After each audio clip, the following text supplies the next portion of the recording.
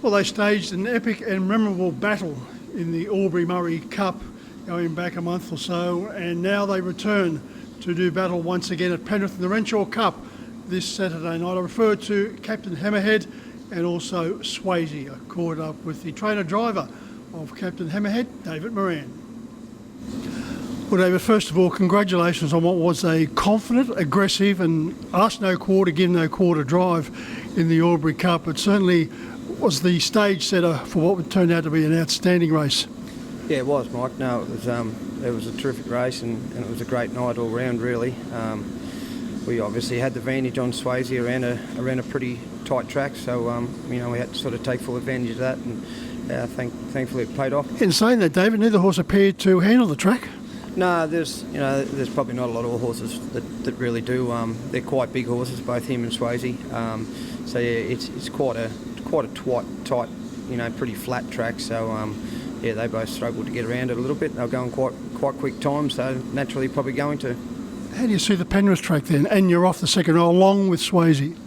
Yeah, it's quite a tight track also, but it's probably a little bit better cambered than Albury. I drove on it the other night, obviously, and yeah, it's a little bit better track than Albury, but it's still the same thing. They're going to be running pretty quick times around there, so they're both them horses will probably still be similar to Albury. We have an interesting, intriguing scenario to start with, both off the second row. Reserve out, John drawn behind See Your Art, while Swayze will follow out a very quick beginner in Arden's Ace. Yeah, that's right. It's quite a different race to Albury. There's a little bit more depth to this one. And then, like you said, we're obviously also both off the back row again, so it's going to be interesting.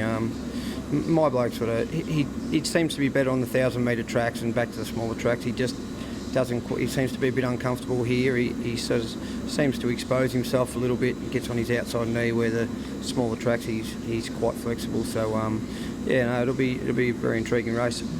Following the Albury Cup, fifth to Swayze, beaten 9.5 metres. He was 6 pegs in the Cordina Sprint, then 8th behind Don't Stop Dreaming, beaten 13 metres, and he hasn't had a great deal of luck go his way. No, he hasn't. He was quite good in that race, and then the other night he had quite a torrid run. He copped a fair bit of pressure in front, and like I said, this track exposes him a little bit. He's never ever seemed to be quite as sharp here, so yeah, hopefully for a better showing Saturday night would be great. When you drive a race as you did in the Albury Cup, David, as I mentioned, it was just an outstanding drive. Do you think about it when you're pulling up, or maybe the next day, or even a week or two later when you're having a cold one? That was a drive that you're really proud of. Well, yeah, I guess it was pretty simple. Like, I really only had sort of one plan in my head. That was our only way we could beat him. He's a champion. He's an out and out superstar.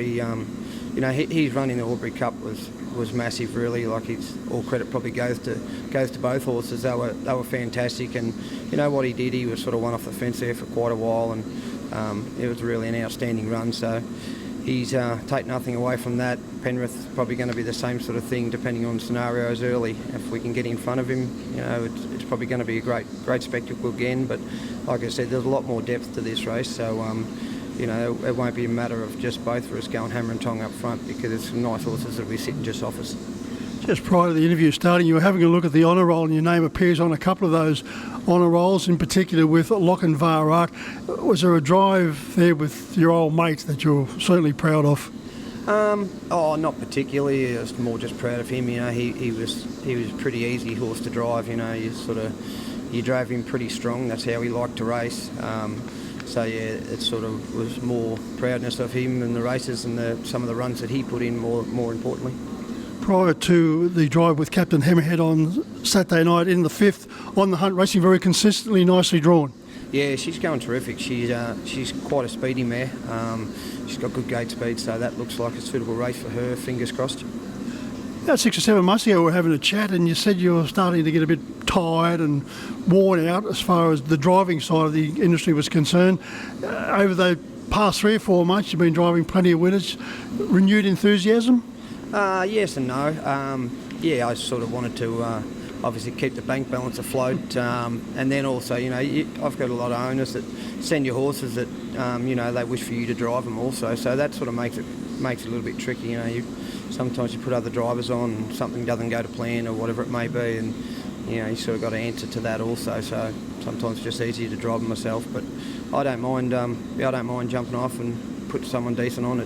For me, it's quite enjoyable. I don't mind going to the races and just watching them go around. I don't know about the term putting someone decent on it. With your record, you're certainly one of the star attractions as far as the driving ranks is concerned, Dave. And good luck on Saturday night with Captain Hammerhead. Cheers, Mike. Thank you.